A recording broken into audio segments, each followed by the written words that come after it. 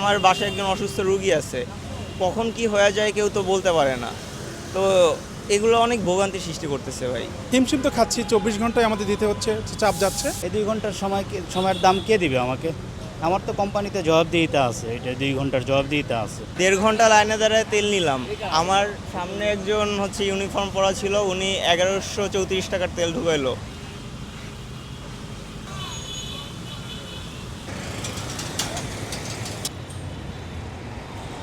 পবিত্র রমজানে এভাবেই আপন হয়ে উঠুক সবাই ইসপির আপন করা স্বাদে।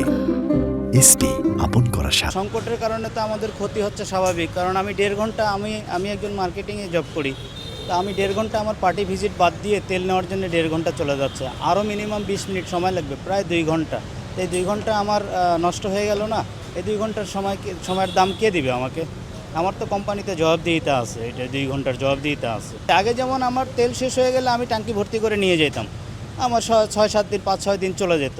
তো এখন দেখা যাচ্ছে যে কিছুদিন আগে নিলাম 200 টাকার করে, তারপরে দিল 300 টাকার করে, আজকে শুনতেছি 5 লিটার করে তেল দিচ্ছে। তো আসলে এটা না করে, যেহেতু দিচ্ছেই সরকার তেল, লাইন ধরে আমরা নিচ্ছি, তো আমাদের যতটুকু প্রয়োজন ততটুকু দিয়ে দিলেই হয়ে যায়। টাঙ্কির তো আর বেশি তেল আমরা নিতে পারবো না, টাঙ্কিতে যা ধরবে সেটাই তো দিবে আমাদেরকে। 1.5 ঘন্টা লাইনে দাঁড়ায় তেল নিলাম। আমার সামনে একজন ইউনিফর্ম পরা ছিল, উনি 1134 টাকার তেল ঢুকাইলো, আমাকে দিল 600 টাকার। আমি বললাম ভাই আরও 500 টাকার দেন, অ্যাটলিস্ট ফুল করেন। প্রতিবার এরকম 1.5 ঘন্টা লাইনে দাঁড়ায় তো থাকা সম্ভব না। আবার আমার বাসায় আমার ওয়াইফ অসুস্থ, যখন তখন হাসপাতালে যেতে হয়। প্রতিবার যদি আমি এখানে এসে 1.5-2 ঘন্টা নষ্ট করি, তাহলে এখন যদি একটা এমার্জেন্সি হয়ে যায় তখন কে এটার দায়ভার নেবে? আমার বাসায় আমি আর আমার ওয়াইফ শুধুমাত্র।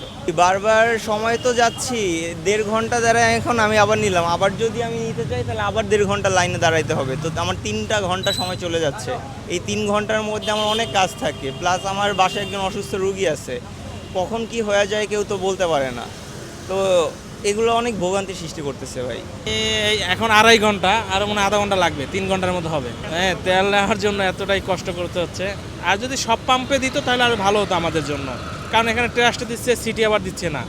তারপর পাশে আর একটা পাম্প আছে অপোজিটে সাউথ, ওরা আবার দিয়ে না, দুপুরের দিকে সন্ধ্যার দিকে দেয়। এরকমের কিছু পাম্পগুলো আছে, কম দেয়, কিন্তু সব পাম্পে দিলে আমাদের জন্য সুবিধা হয়। এতে তো মনে করেন যে ডেলি ধরেন যে 3 ঘন্টা অ্যাসলি ধরে রাখতে হয়, যে 3 ঘন্টার ভিতরে আপনার 3 ঘন্টা এখানে বসে থাকতে হবে, 3 ঘন্টার ভিতরে তেল পাবেন, হাতে সময় নিয়ে আসতে হয়। ভাই আমি স্টুডেন্ট, বুঝছেন, আমার তো প্রত্যেকদিন তেল নিতে এরকম ভালো লাগে না। আর দেখা গেছে কি, আমি আপনার জার্মান টেকনিক্যালে আমি একটা ট্রেড নিচ্ছি, অটোমোবাইল মেকানিক্যাল। তো ওইখানে আমার তো রোজই যেতে হয়, আর একদিন তেল নিলে দেখা গেছে কি আমার কয়েকদিন যায়। তো আমার ওই রকমভাবে সমস্যা হয় না। আরও যারা আছে আমার ভাইরা, এদের সমস্যা হয় ভাই প্রচুর। ভাই দেখেন আপনি আমার চেহারায় দেখতে তো অনেক কিছুই বোঝা যায়, এই যে ঘাম। আর যারা সর্বদাই হেলমেট পরে রয়েছে, এদের তো আরও বেশি কষ্ট হইতেছে।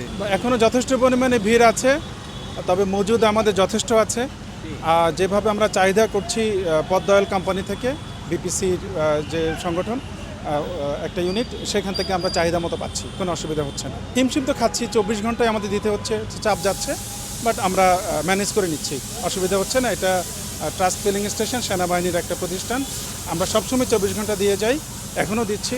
আমি কিছু জনবলও বাড়িয়েছি যাতে জনগণের ভোগান্তিটা একটু কম হয়। জাস্ট সরকারি যে নির্দেশনা আছে, রেশনিং সিস্টেম, সেই নির্দেশনা আমরা ফলো করছি, এটা ব্যর্থ করছে না।